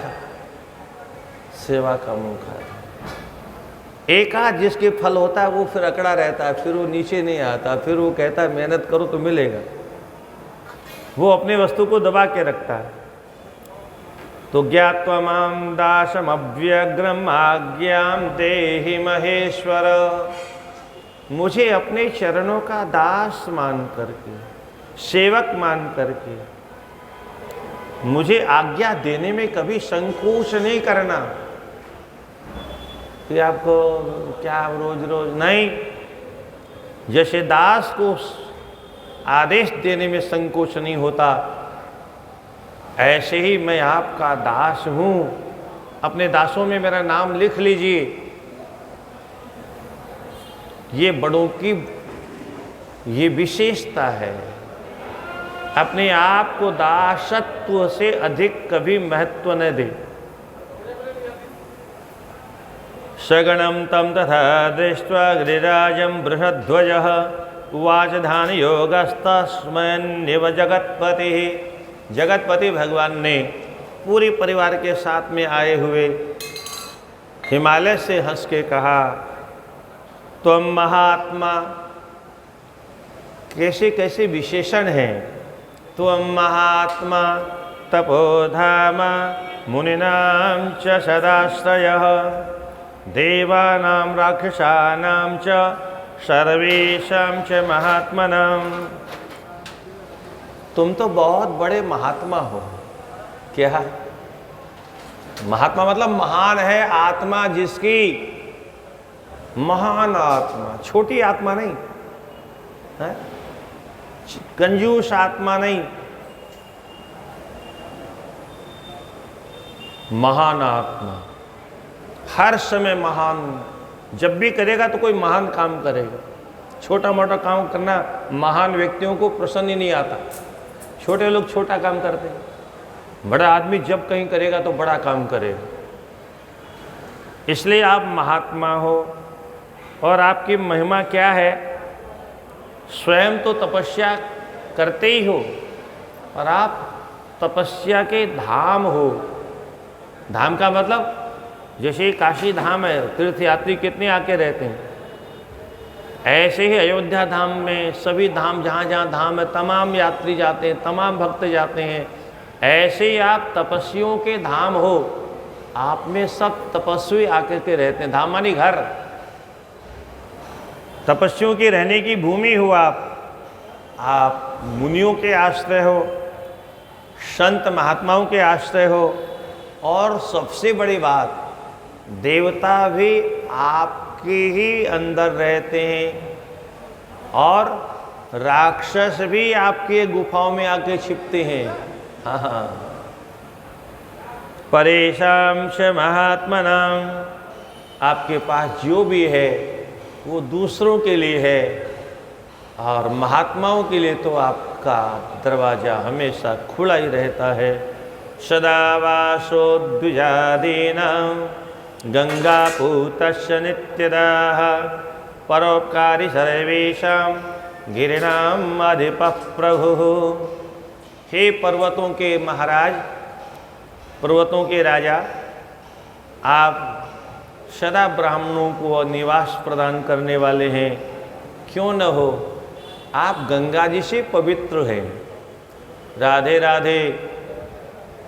गंगा के द्वारा आपका तन मन जीवन सब पवित्र बना दिया गया है। गंगा से हिमालय ने स्नान किया है, गंगा जी हिमालय में प्रकट हुई है। केवल गंगा जी ही नहीं, पृथ्वी की अधिकतर नदियों की जन्म भूमि हिमालय है। तो जिन नदियों में दुनिया के लोग पर्व पर नहा के अपने आप को पवित्र करने का प्रयास करती हैं, वो सारी नदियां हिमालय को स्नान करा के आती हैं। और उन नदियों का जल आज भी पावन क्यों है? क्योंकि हिमालय की जितनी औषधियां हैं, वो औषधियां उस जल में धुल करके आती, घुल करके आती, मिल करके आती। और इसलिए गंगा जल में कीड़े नहीं पड़ते। अन्य चाहे कैसा भी जल हो, उसमें कीड़े पड़ जाएंगे। तो आप परोपकारी सर्वेषां गिरिणाम अधिपः प्रभुः निर्विघ्नं मे तपश्चात्र हेतूनां येन शीलप सर्वथा हि गिरिश्रेष्ठ सुयत्नं कुरु सांप्रतम्। मेरे तुमसे एक ही आदेश है, मेरी तपस्या में विघ्न नहीं होना चाहिए। मेरी तपस्या यहाँ शांति पूर्वक हो, ऐसी व्यवस्था करो। ये सर्वथा, यानी कभी विघ्न हो गया तो कोई बात नहीं, सदा सर्वदा के लिए तुमको ये ध्यान रखना है। और सुयत्नम, इसके लिए तुम्हें जितने भी यत्न करने पड़े, प्रयत्न करने पड़े, प्रयास करने पड़े, उनको करना। पर मेरी तपस्या में कोई बाधा, कोई विघ्न न आए, ऐसा करो। और जाओ, अब अपने घर जाओ, मुझे तपस्या करने दो। हिमालय कहते हैं, पूजितोषि जगन्नाथ मया त्वं परमेश्वर स्वागतेनाद्य विषहित स्थितं तं प्रार्थयामि किम। हिमालय ने फिर कहा, हे जगन्नाथ। यहाँ जगन्नाथ शब्द दिया है, किसके लिए? विश्वनाथ के लिए। क्योंकि जगन्नाथ का भी वही अर्थ है और विश्वनाथ का भी वही अर्थ है। दूसरा भाव, जो विश्वनाथ हैं वही जगन्नाथ हैं, जो जगन्नाथ है वही विश्वनाथ है। हम भेद करते हैं, ये मनुष्य भेद बनाता है। ईश्वर के यहाँ कोई भेद नहीं है। तो आप जगन्नाथ हैं, मैंने आपका पूजन किया। महता तपसा त्वं ही देवीर्यत्न पराश्रितेः न प्राप्स्य महेशान न त्वं स्वयं उपस्थितः। जिन आपका दर्शन बड़े बड़े तपस्वियों को हजारों हजारों वर्ष तपस्या करने के बाद में भी सुलभ नहीं होता। मेरा भाग्य देखो, बिना तपस्या के आपका दर्शन हो गया। मत्तोप्यन्यतमो नास्ति न मत्तो अन्योस्ति पुण्यवान भवानी च मत पृष्ठे तपसे समुपस्थितः। मेरे अलावा कोई दूसरा संसार में भाग्यशाली नहीं है, न कोई पुण्यवान व्यक्ति है। राधे राधे। न कोई मेरे समान संसार में पुण्यवान व्यक्ति है। मैं बहुत बड़ा पुण्यवान हूँ। किससे सिद्ध हुआ? बोले आप मेरे यहाँ तपस्या करने आए हो, इसी से सिद्ध हो गया कि मेरे जैसा कोई भाग्यशाली नहीं है। हे देवेंद्र, हे महाप्रभु, हे परमेश्वर, निर्विघ्नं कुरु देवेश स्वतंत्रः परमं तपः करिष्यहं तथा सेवां दासोहम ते सदा प्रभो। हे प्रभु, मैं आपका दास हूँ, इसलिए आप कृपा करके निर्विघ्न होकर के तपस्या करिए। आप सर्वतंत्र स्वतंत्र हैं। हिमालय के किसी भी कोने में आप कहीं भी तपस्या कर सकते हैं। मैं वैसी ही व्यवस्था करूँगा, वैसी ही सेवा करूँगा जैसी आपकी आज्ञा है। और इस प्रकार से कह करके हिमालय उस समय तो चले गए, परंतु जाने के बाद में क्या किया? बोले अपने सभी गणों को बुलाया, अपने सभी सेवकों को बुलाया और बुलाने के बाद में कहा, सुनो कान खोल करके, अद्य प्रवर्तिनो यातो कोपि गंगावतारणं मत्शासनेन मत्प्रस्थं सत्यमेतद्ब्रवीम्यहम्। मेरा आदेश है, आज से जहाँ गंगा का अवतरण हुआ है, उस गंगा द्वार नामक शिखर के पास में कोई नहीं जाना। ये मैं आप सभी से सत्य कह रहा हूँ। अगर कोई मेरे आदेश की अवहेलना करके वहाँ गया तो गमिष्यति जनः कश्चिद् तत्र चेत्तं महाखलं दंडिसे विशेषेण सत्यमेतन्मयोदितम्। मैं सत्य कहता हूँ, मैं अवश्य उसे दंड प्रदान करूँगा। मेरे आदेश की अवहेलना करके जो वहाँ जाएगा उसे अवश्य दंड मिलेगा। और ऐसा कह करके स्वयं क्या नाटक कर बैठे उसको सुनिए। ब्रह्मा जी कहते हैं, सगत्वा त्रिजगन्नाथं प्रणम्य ध्यान तत्परं अर्पयामास तनयां कालीं तस्मै हृदयाद्भुतां। पहले तो भगवान भोलेनाथ की पूजा की। पूजा करने में पाद्योपाद्यम हस्तेवर्घ्यम आदि आदि अर्पण किया। गंधाक्ष पुष्पाणि समर्पयामि, धूपम दीपम नैवेद्यम समर्पयामि। और सब करते करते और पीछे खड़ी हुई जो पार्वती थी उसको सामने रख के उसको अर्पण कर दिया। प्रभु इसको स्वीकार करिए।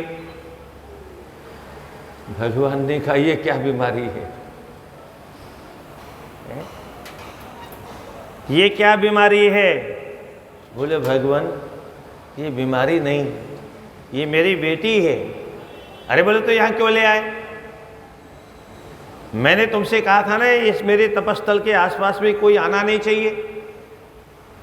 बोले भगवान, समुत्सुका समानीता त्वाराधन कांक्षया।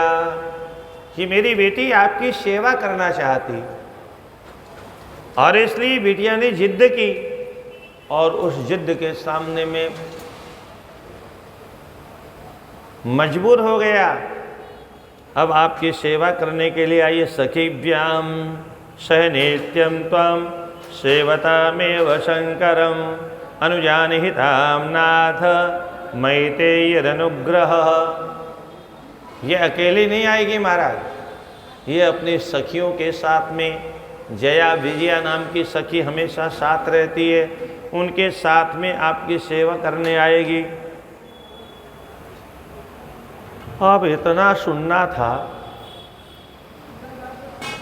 भगवान ने उस देवी का दर्शन किया और दर्शन करते ही उसका भूत भविष्य वर्तमान सब देख लिया।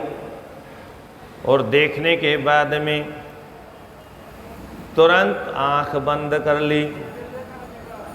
निमील्यदृशो शीघ्रम दध्यो स्वं रूपमुत्तमं परम तत्व महायोगी त्रिगुणात् परमव्ययम।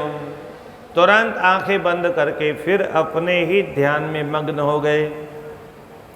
जो उनका त्रिगुणात्मक स्वरूप था, त्रिगुणातीत स्वरूप था, जो सतोगुण से परे है, जो रजोगुण से परे है और जो तमोगुण से भी परे है, ऐसे त्रिगुणातीत स्वरूप में स्थित हो गए। अब बहुत देर तक आंख ही नहीं खोली महाराज ने। तब हिमाचल ने हाथ जोड़ के प्रार्थना की, देव देव महादेव करुणा कर शंकर पश्चिमां शरणं प्राप्तं उन्मिल्य नयने विभो। हे व्यापक परमात्मा, हे देवादिदेव, हे महादेव। ये महादेव कैसे बन गए? राधे राधे। सब तो देवता कहलाते हैं और भगवान भोले महादेव कहलाते हैं। महादेव कैसे बना जाता है मालूम आपको? भगवान भोलेनाथ से सीखिए। समुद्र मंथन हुआ, कालकूट विष निकला, कोई भी उसे स्वीकार करने को तैयार। धीरे भैया धीरे, आवाज कम।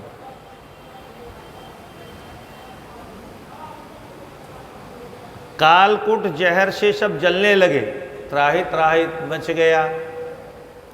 सारे देवताओं को, राक्षसों को, मनुष्यों की रक्षा करने के उद्देश्य से भोलेनाथ ने वो सारा हलाहल जहर पी लिया।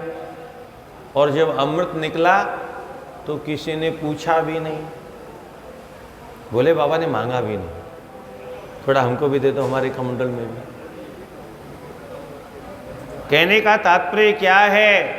जो सारे संसार की रक्षा करने के लिए सारे संसार में फैला हुआ जहर तो स्वयं पी ले, अमृत दूसरों को पिला दे। अमृत पीने वाले भले ही देवता रह जाए, पर जहर पीने वाला वो महादेव हो जाता है। अगर हमको भी महान बनना है तो हमको भी परिवार का जहर पीना पड़ेगा, समाज का जहर पीना पड़ेगा। जो समाज का जहर पीने की सामर्थ्य रखता है वही सर्वश्रेष्ठ महादेव होता है। अमृत पीना सब चाहते हैं, जहर पीने को कोई, अरे देखने को तैयार नहीं। पीना तो बहुत दूर की बात, जहर की ओर देखने को, कुछ छूने को तैयार है। पर भोले बाबा ने वह किया जो दुनिया में कोई नहीं कर सकता, और इसलिए भोले बाबा जहर पी के भी महादेव बन गए और अमृत पीने वाले देवता ही रह गए, वो महादेव नहीं बन पाए। तो जो मीठा मीठा गप और कड़वा कड़वा थूक करने वाले लोग कभी महान नहीं हो सकते। भगवान आपने आंखें क्यों बंद कर ली? पश्चिमां शरणं प्राप्तं, मैं आपकी शरण में आया हूँ। एक बार अपनी कृपामयी दृष्टि को खोल करके अपने कृपा कटाक्ष के द्वारा एक बार मेरी ओर कृपा दृष्टि से देख लीजिए, मेरा जीवन धन्य हो जाएगा। शिवम सर्वम महेशान जगदानंद कृत प्रभो ताम नतो हम महादेव सर्वा पद निवर्तकम सभी प्रकार की आपत्तियों को दूर करने वाले आप, मैं बारंबार आप महादेव के चरणों में प्रणाम करता हूँ। न त्वां जानन्ति देवेशो वेदाः शास्त्राणि कृत्स्नशः अतितो महिमाध्वानं तवांगमनसो सदा। आपको न तो कोई देवता जानता है, न कोई यक्ष किन्नर गंधर्व न ऋषि महर्षि कोई नहीं जानता है। यहाँ तक कि वेद भगवान भी आपको यथार्थ रूप में नहीं जानते।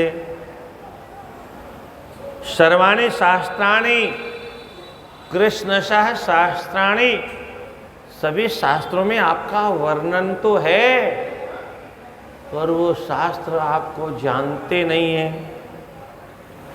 आप सर्वातीत हैं, आपकी महिमा अगोचर है, आप स्वयं अलक्ष्य हैं, अनिर्वचनीय हैं, वाणी भी आप तक नहीं पहुँचती, मन भी आप तक नहीं पहुँचता, बुद्धि की गति भी आप तक नहीं है, काल की गति भी आप तक नहीं है, सूर्य और चंद्रमा की गति भी आप तक नहीं है। इसलिए हे भगवान, कृपा करके एक बार मेरी ओर कृपा दृष्टि से देखिए। जानन्ति बहवो भक्तास्त्वत्कृपा प्राप्य भक्तितः शरणागत भक्तानां न कुत्रापि भ्रमादिकम्। आपको आपका जो शरणागत भक्त है आपके स्वरूप को ठीक से जानता है। शरणागत भक्तानां, अपने शरण में आए भक्तों के लिए कुछ भी अलभ्य नहीं है, और मैं आपकी शरण में आया हूँ। विज्ञप्तिम शरणुमत प्रीत्या स्वदासस्य ममाधुना तव देवाज्ञया तात दीनत्वाद् वर्णयामि। मेरी विज्ञप्ति, इसी से विज्ञापन शब्द बना है। मेरी प्रार्थना सुनिए। मैं प्रेम पूर्वक आपके दासत्व को स्वीकार करने के बाद आपकी आज्ञा पा करके मैं दीन होकर के आपसे प्रार्थना करता हूँ। सभाग्योऽहं महादेव प्रसादात् तव शंकर मत्वा स्वदास मां नाथ कृपां कुरु नमोस्तुते। हर श्लोक में दास दास, मैं आपका दास हूँ, मैं आपका दास हूँ। इसलिए हमारे यहाँ वैष्णव समाज में अपना नाम नहीं जल्दी बोलते, आपका दास, आपका दास। श्रीमान का दास बोल रहा है। दास को आज्ञा करिए। दास के लिए क्या आज्ञा है? ये बात अलग है कि बोलते हैं केवल दास। दास कोई अपने आप को मानता नहीं है। दास बोलना अलग चीज है, मानना कुछ अलग है। केवल अहंकार के वश में होकर के केवल हम आपके दास हैं, भगवान सब जानते हैं। तो हे भगवान, मेरी प्रार्थना सुनिए। प्रत्यहं चागमिष्यामि दर्शनार्थम तव प्रभो अनया सूतया स्वामिन् निर्देशं दातुमर्हसि। देखो प्रभु, मैं तो आपका दर्शन करने नित्य आऊँगा ही आऊँगा, और ये मेरी बेटी भी साथ में दर्शन करने नित्य प्रति आएगी। आप कृपा करके आज्ञा प्रदान करिए। आप आज्ञा करिए, क्योंकि मैं ये भी नहीं चाहता हूँ कि आप आज्ञा न दें और मैं आपके आदेश के विरुद्ध आचरण करूँ। तो आप आदेश प्रदान करें। आप जैसा आदेश करेंगे दास वैसा ही करेगा। तो महेश्वर क्या कहते हैं? आगंतव्यम त्वया नित्यं दर्शनार्थम ममाचल कुमारीं सदने स्थाप्य नान्यथा मम दर्शनम। देखो हिमालय, सीधी सीधी बात है, तुम दर्शन करने आओ कोई समस्या नहीं, पर जब दर्शन करने आओ तो अपनी बिटिया को घर में रख के आना, इसको साथ में लेकर के नहीं आना। और अगर साथ में लेके आना चाहो तो मेरा आदेश है, अन्यथा न तव दर्शनम, मैं तुमको दर्शन ही नहीं दूंगा, आके क्या करोगे। इसलिए अपनी बिटिया को लेके साथ में कभी नहीं आना, अकेले आना, तुम्हारे लिए छुट्टी है। हिमाचल कहते हैं कस्मान मया नया शारदम नागंतव्यम तदुच्यता सेवने किम योग्येयं नाहम वेदम्यत कारणम। हे भगवान, इतने कठोर क्यों हो गए आप ऐसा आदेश क्यों दे रहे हैं कि मेरी बेटी आपका दर्शन करने नहीं आ सकती? क्या इसमें आपका दर्शन करने की योग्यता नहीं है? क्या ये अयोग्य है? क्यों आप मना कर रहे हैं? मेरी ये बात बिल्कुल समझ में नहीं आ रही, आप मुझे समझा दीजिए। तो भगवान कहते हैं इयम कुमारी शुश्रोणी तन्वी चंद्रानना शुभा नानितव्या मत समीपे वार्या में पुनः पुनः। मैं बार बार तुमसे कहता हूँ, देखो ये कन्या है, नारी शरीर है इसका, भगवान ने इसको परिपूर्ण सौंदर्य दिया है। बहुत ध्यान से सुनिए सज्जनों, और विशेष करके उन साधु संत महात्माओं को तो अवश्य सुनना चाहिए जो इन शास्त्रों के विरुद्ध आचरण करते हैं और उसके बाद बुढ़ापे में कृष्ण जन्मभूमि चले जाते हैं। शास्त्रों में सब लिखा हुआ है, कैसे हम अपने जीवन में बच सकते हैं। भगवान को कोई पार्वती के आने में परेशानी थोड़ी थी, पर भगवान ने तो सारे संसार के लोगों को का मार्गदर्शन करना था। राधे राधे। संसार के लोगों का मार्गदर्शन करना, संसार में अगर साधना करनी है, आराधना करनी है, जप करना है, तप करना है, पूजा करनी है, पाठ करना है, यम नियम आसन प्राणायाम प्रत्याहार धारणा ध्यान समाधि तक पहुंच के उस परम पिता परमात्मा की ज्योति का दर्शन प्राप्त करने का सौभाग्य प्राप्त करना है इसी मानव जीवन में। अब भटकना है तो कोई बात नहीं, उसके लिए भगवान विधि बता रहे हैं, साधना की पद्धति बता रहे हैं। तो भगवान साफ कहते माया रूपा स्मृता नारी विद्वद्भिर्वेद पारगे युवती तो विशेषेण विघ्न कर्त्रे तपस्विना। नारी ये भगवान की माया है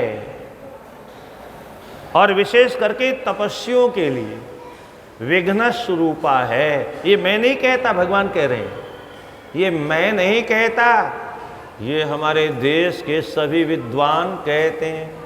विद्वान माने विद ज्ञाने, जो ज्ञानी हैं, जो शास्त्रज्ञ हैं, और वो सब यही कहते हैं। और इतना ही नहीं, केवल विद्वान ही नहीं कहते, अरे विद्वान तो वही कहते हैं जो वेद कहता है, इसलिए आगे कहते हैं वेद पारगे है।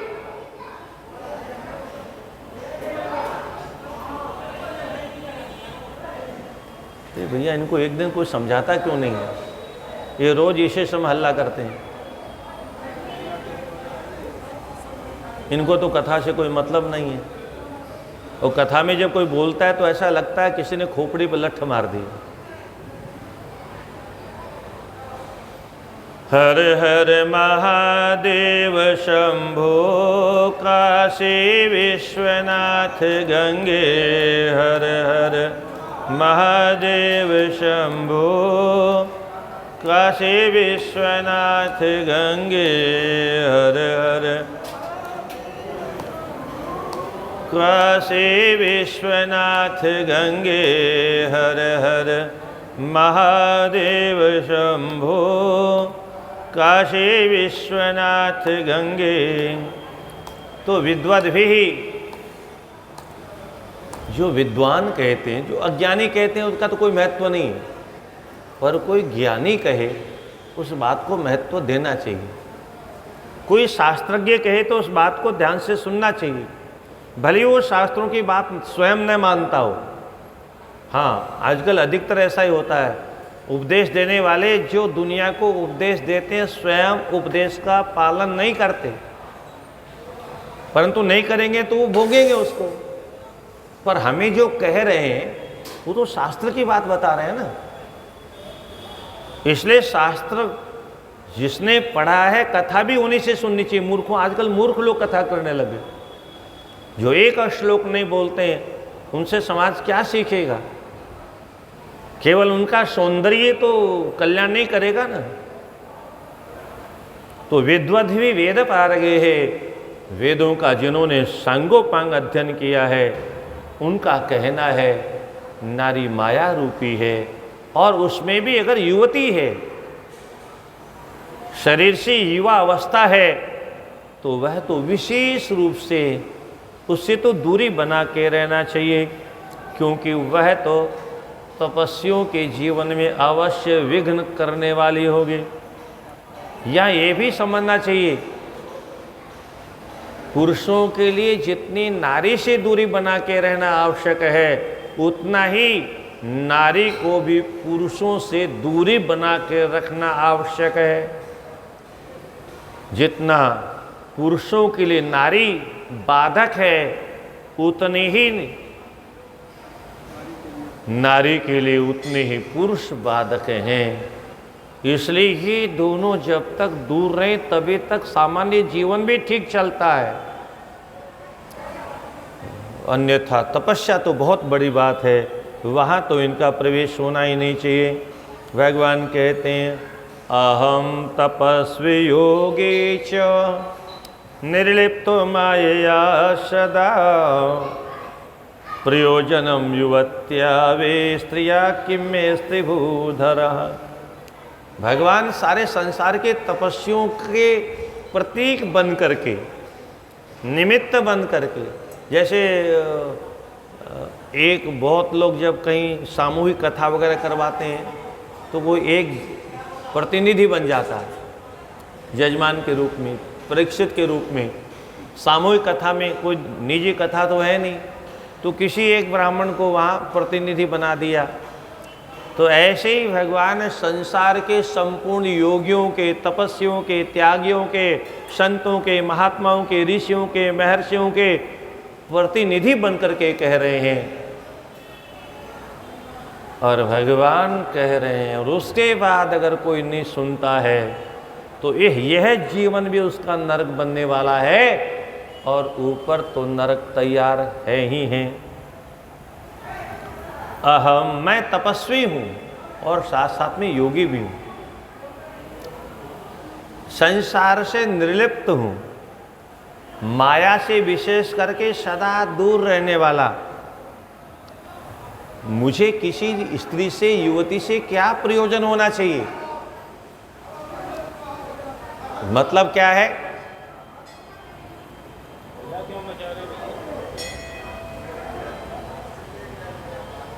साधु सन्यासी को नारी से दूरी बना के रहना चाहिए, परंतु आज मानते नहीं लोग, बाद में रोते हैं। तो मुझे नारी से क्या प्रयोजन है? एवं पुनर्न वक्तव्यम तपस्वी वर संस्कृतः। अरे तुम तो स्वयं तपस्वी हो हिमालय, भगवान कहते हैं, तुमको तो मालूम होना चाहिए तपस्या में कहाँ कहाँ से विघ्न आता है, कहाँ कहाँ से बाधा आती है, तुमको तो स्वयं मालूम होना चाहिए। क्योंकि तुम्हारे यहाँ कितने लोग तपस्या करते हैं, किस किस की तपस्या कैसे कैसे नष्ट हुई, तुमसे ज़्यादा कौन जानता है? क्योंकि सारे तपस्वी तो यही तपस्या करते हैं।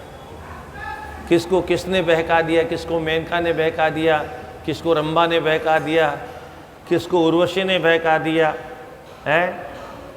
तो इसलिए तुमसे ज़्यादा इस विषय में कोई नहीं जानता। वेद धर्म प्रवीणस्त्वं यतो ज्ञानिवरो बुधः। और इतना ही नहीं, तुम स्वयं वेदज्ञ हो। इतना ही नहीं, तुमने स्वयं सभी धर्म शास्त्रों का गुरुजनों से सांगोपांग अध्ययन किया है और तुम स्वयं प्रवीण हो, चतुर हो, और ज्ञानियों में भी तुम श्रेष्ठ हो। अब हिमालय कैसे श्रेष्ठ है ज्ञानियों में? जो ज्ञानी होता है वही अचल होता है, जो ज्ञानी होता है वही अटल होता है, अन्यथा तो चलायमान चंचल होते हैं लोग। गंभीर कौन होता है? जो ज्ञानी है। छोटे बच्चों में ज़्यादा चंचलता होती है क्योंकि वो बेचारे ज्ञानी नहीं होते। जैसे जैसे अवस्था बड़ी होती जाती है वैसे वैसे है।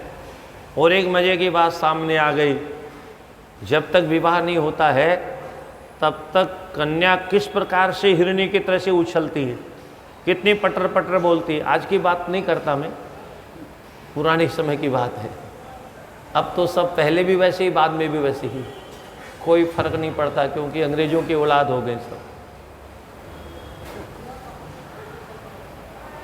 कल तक जो बालिका इतनी चंचल थी, रात्रि में पंडित जी ने 2-4 मंत्र बोले और भांवरी दी और वो गूंगी हो गई। क्या? वो गूंगी गुड़िया बन गई। अब उसके मुंह से आवाज नहीं निकलती। क्या हो गया है? कहां से इतना ज्ञान आ गया है कि रात में?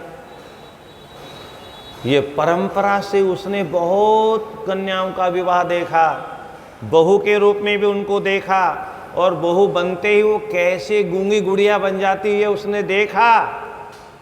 और चूंकि स्वयं आज उसका नंबर आ गया तो स्वयं भी वैसी ही बन करके व्यवहार कर रही है। ये परंपरा थी हमारे यहां।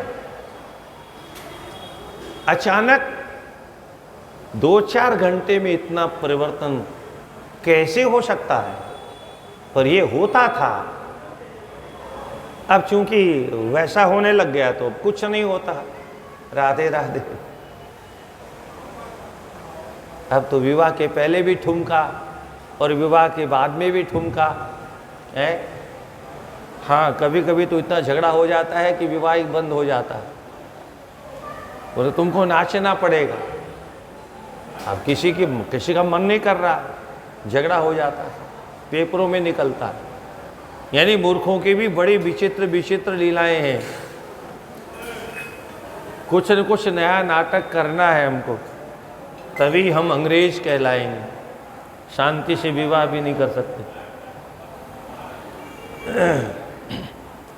भगवान कहते हैं भवत्यचलम तत्संगाद् विषयोत्पत्तिराशुभे विनश्यति च वैराग्यम ततो भ्रश्यति सत्तपः। देखो, हिमालय नारी की संगति से मनुष्य में, तपस्वी में, योगी में विषयों की उत्पत्ति होती है, भोग भोगने की प्रवृत्ति पैदा होती है और उसका वैराग्य नष्ट हो जाता है और वह तपस्या से भ्रष्ट हो जाता है, उसका पतन हो जाता है। अभी इन ग्रंथों के माध्यम से, इन संवादों के माध्यम से संसार के सभी तपस्वियों को भोले बाबा साफ साफ संदेश दे रहे हैं। पर आज चूंकि इन ग्रंथों को कोई पढ़ता ही नहीं है, कोई सुनता ही नहीं है, कोई सुनाता भी नहीं है, तो लोगों का ज्ञान कहाँ से होगा? मैकाले की शिक्षा पढ़ करके जो साधु बन जाता है, जो व्यास बन जाता है, फिर वो कुछ भी कर सकता है, क्योंकि उसके अंदर शास्त्रों का किंचित मात्र भी ज्ञान उपलब्ध नहीं है। उससे अगर कोई शास्त्रों के अनुसार चलने की आशा करे, आजकल लोग कहते हैं वो बाबा जी, वो फलाना, वो उसने, अरे इन्होंने समाज को बर्बाद कर दिया, बदनाम कर दिया, ऐसे साधु।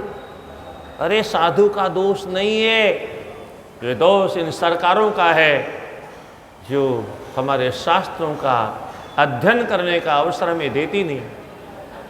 मैकाले की शिक्षा पढ़ करके किसी कारण से हम साधु बन भी जाएंगे तो सच्चे साधु नहीं बनेंगे, नकली साधु बनेंगे। व्यास गद्दी पर बैठ जाएंगे तो हमसे धर्म की आशा नहीं करना कि हम धर्म का पालन करेंगे। हाँ, हम तो व्यापार करेंगे, उसकी आशा कर सकते, क्योंकि हम व्यापार करने के लिए इस मैदान में आए हैं। हमको धर्म से कोई लेना देना, हाय पैसा, लाओ पैसा। भैया ये व्यास गद्दी है कि ये कोई भिखारियों का मंच हो गया है। बहुत कष्ट होता है सज्जन। अतस्तपस्विनां शैलम न कार्या स्त्रीषु संगति महाविषय मूलम सा ज्ञान वैराग्य नाशिनी। एक से एक सुंदर सुंदर उपदेश दिया स्वयं भगवान भोलेनाथ ने। अतः इसलिए हे पर्वतराज, तपस्या करने वाले लोगों को स्त्रियों का संग कभी नहीं करना चाहिए। और इसीलिए एक सुंदर भाव अभी भी विद्यार्थियों को देख के आ गया।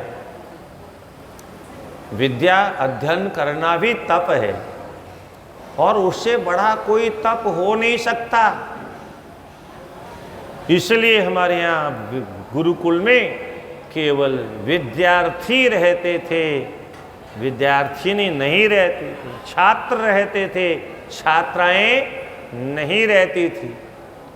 बालक रहते थे, बालिकाएं नहीं रहती थी। गुरुकुल में रामकृष्ण पढ़ते थे, उनकी बहनें पढ़ने नहीं जाती थी। क्यों? क्योंकि नारी रहेगी तो वो जो विद्या रूपी तपस्या है उसमें विघ्न आएगा और विद्या पढ़ने में कभी सफल होंगे नहीं। वो विद्वान बन ही नहीं सकते, वो विषयी बन जाएंगे, भोगी बन जाएंगे। जैसा आज विश्वविद्यालयों में हो रहा है।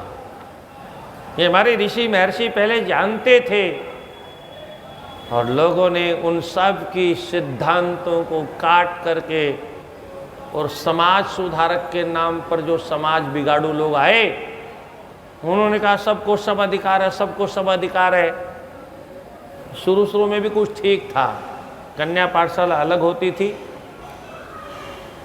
बालकों की पाठशाला यहाँ भी, वहाँ तक तो भी कुछ ठीक था। पर बाद में जो और खतरनाक समाज सुधारक, मतलब समाज को बिगाड़ने वाले आए, बोलो साथ में चलने दो, साथ में चलने दो, भेदभाव मत करो। क्योंकि उनका तो अपना स्वार्थ था। भेदभाव मत करो का परिणाम ये हुआ, अब शिक्षा संस्थानों में क्या क्या होता है उसको बोलने में भी शर्म आती है। यही होगा हमारे महापुरुषों की रिसर्च की हुई सिद्धांतों की बातों का अनुगमन नहीं करने का और मन मर्जी अंग्रेजों का अनुकरण करना। तो इसलिए ज्ञान वैराग्य का नाश करने वाली नारी का संग नहीं चाहिए। अब हिमालय तो उदास हो गए, चुप हो गए, पर भगवती ने हिम्मत की, बोले पिताजी जरा मैं बात कर लूं तपस्वी जी से। बोले हाँ बेटी क्यों नहीं। भगवती कहती है भवान्युवाच किमुक्तं गिरिराजाय त्वया योगिस्तपस्विना तदुत्तरं शृणु विभो मत्तो ज्ञान विशारद। हे तपस्वी जी महाराज, आपने मेरे पिताजी को ऐसा क्या कह दिया जो ये उदास हो गए। उसका उत्तर सुनिए। आप ज्ञान में विशारद की डिग्री लिए हुए हैं, उसका उत्तर मेरे से सुनिए। तपशक्त्यान्वितः शंभो करोषि विपुलम तपः तब बुद्धिरियं जाता तपस्तप्तुं महात्मनः। आप जो तपस्या करने आए हो, ये प्रेरणा किसने दी? आप कहते हो मैं प्रकृति से परे हूँ, ये आपको तपस्या करने की प्रेरणा प्रकृति के द्वारा प्राप्त हुई। आप कहते हो मैं प्रकृति से परे हूँ, कोई प्रकृति से परे हो ही नहीं सकता। प्रकृति मतलब शक्ति, शक्ति हमेशा शक्तिवान के साथ ही रहती है। शक्ति के बिना आप तपस्या भी नहीं कर सकते। शक्ति के बिना आप यहाँ आए कैसे? शक्ति के बिना तपस्या करने बैठोगे कैसे? शक्ति के बिना आप उपवास कैसे करोगे? आप बिना शक्ति के रह नहीं सकते। बिना शक्ति के कुछ भी संभव नहीं है महाराज। सा शक्ति प्रकृतिं गेया सर्वेषामपि कर्मणां तया विरच्यते सर्वं पाल्यते च विनाश्यते। शक्ति ही प्रकृति है, प्रकृति ही नारी है, और नारी शक्ति के द्वारा ही इदम सर्वम विरच्यते। कि जो आपको सब दिखाई देता है, ये हिमालय पर्वत से लेकर के चर अचर जड़ चेतन जगत में जो कुछ भी है, ये प्रकृति के द्वारा निर्मित है। प्रकृति के द्वारा इसका पालन भी होता है। कस्त्वं का प्रकृति सूक्ष्म भगवस् तद्विमर्श्यतां विना प्रकृत्या च कथम लिंग रूपी महेश्वर। आप कौन हो? प्रकृति क्या है? इसका शांति से विचार करिए, क्योंकि मैं जानती हूँ बिना प्रकृति के, बिना शक्ति के स्वयं आप कहाँ रहोगे। आप शक्ति में विराजमान हो, शक्ति आप में विराजमान है। दोनों का परस्पर अन्योन्याश्रय संबंध है। अनिर्वचनीयोऽसि वन्द्योऽस्मि धन्योऽसि प्राणिनां सदा अब प्रकृत्या च विचार्येति हृदय सर्वं तदुच्यताम्। आप अनिर्वचनीय हो, आप वंदनीय हो, आप ध्यान करने योग्य हो, प्राणियों के लिए सदा ध्यान के योग्य हो, परंतु प्रकृति के विषय में आप विचार करिए और विचार करने के बाद में मुझे बताइए। भगवान कहते हैं, सुनो देवी, तपसा परमेणैव प्रकृतिं नाशयाम्यहं प्रकृत्या रहिता शंभु अहम तिष्ठामि तत्त्वतः। देखो देवी, मैं अपने तपस्या के द्वारा प्रकृति का विनाश कर देता हूँ और बिना प्रकृति के ही निवास करता हूँ। प्रकृत्या रहितः शंभु, प्रकृति से इतर अलग रहता हूँ। तत्वतः मैं प्रकृति से परे रहता हूँ। तस्माच्च प्रकृते सिद्धिर्न कार्य संग्रह क्वचित् स्थातव्यम निर्विकारेश्य लोकाचार विवर्जिते। इसलिए प्रकृति से मेरा कोई लेना देना नहीं, प्रकृति का संग्रह मुझे करने की आवश्यकता नहीं। और ये संसार के लोग लोकाचार में जो प्रकृति का, नारी का संग्रह करते हैं, मुझे इससे कोई लेना देना नहीं। फिर देवी कहती है, यदुक्तम भवता योगिन वचनम शंकर प्रभो सा च किं प्रकृति न स्यात् अतीतास्तं भवान कथम। हे भगवान, आप जो बोल रहे हो, ये बोलना भी तो प्रकृति है, देखना भी प्रकृति है, सुनना भी प्रकृति है, चलना भी प्रकृति है।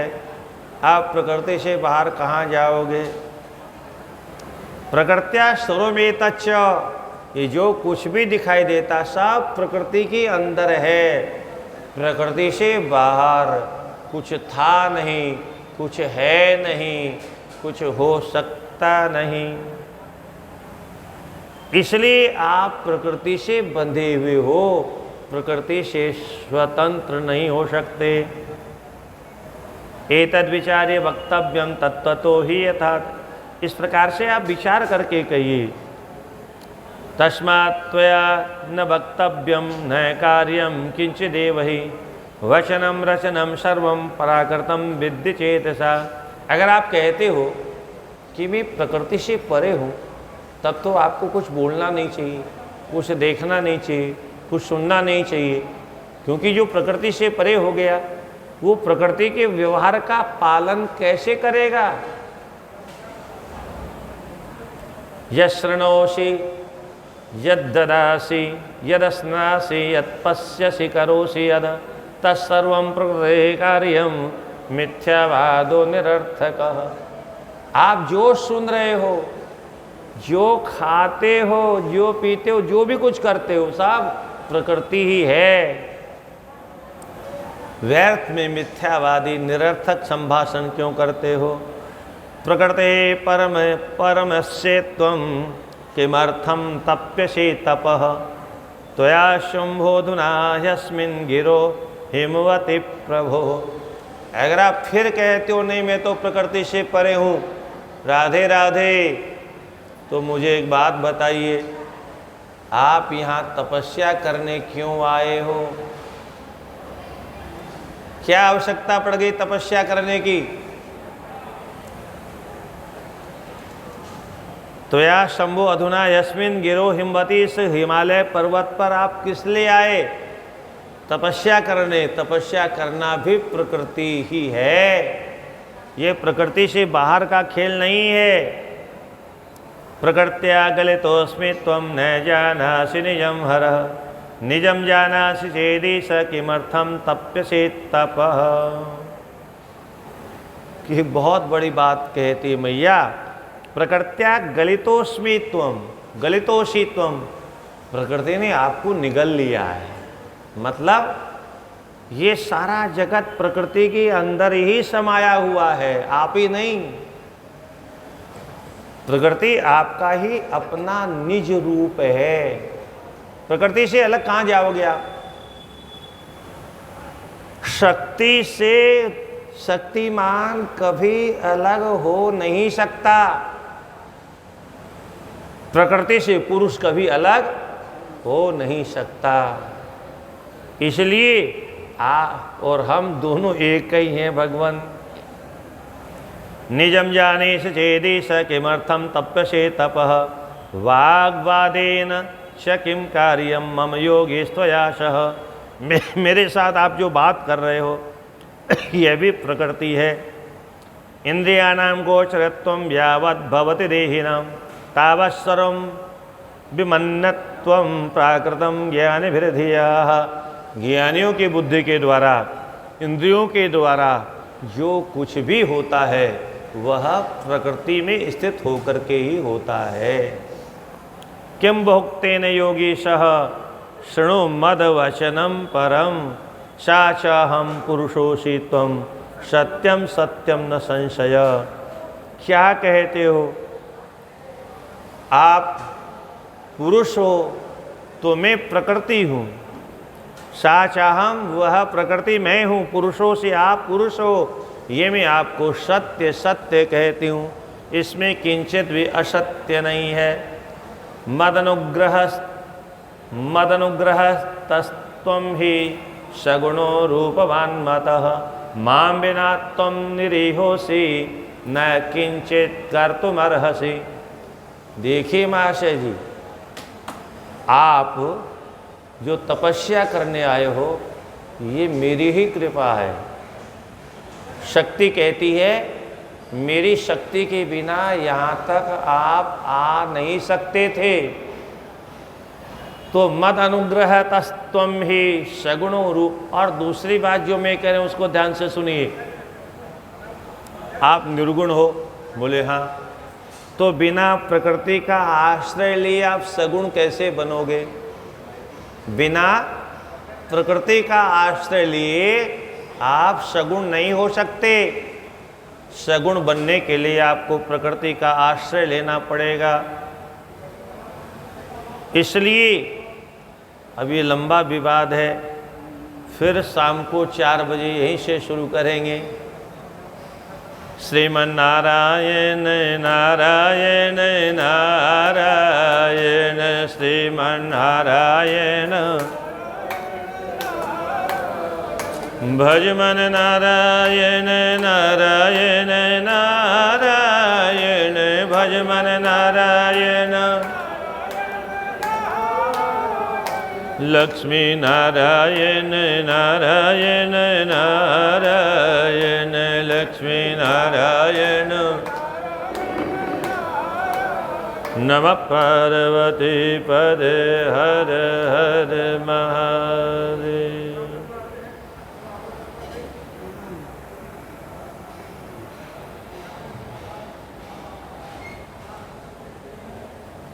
इसका तार निकाल दीजिएगा जरा।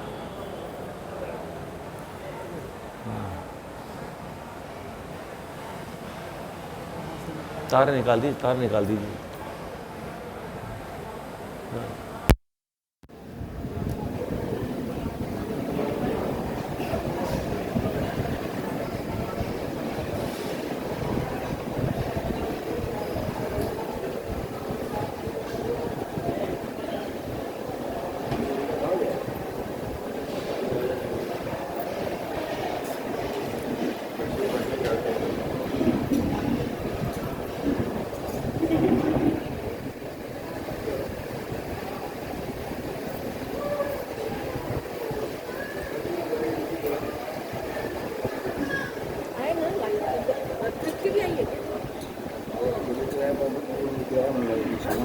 कुछ सामान लेके आया है कपड़े को लगे है उसमें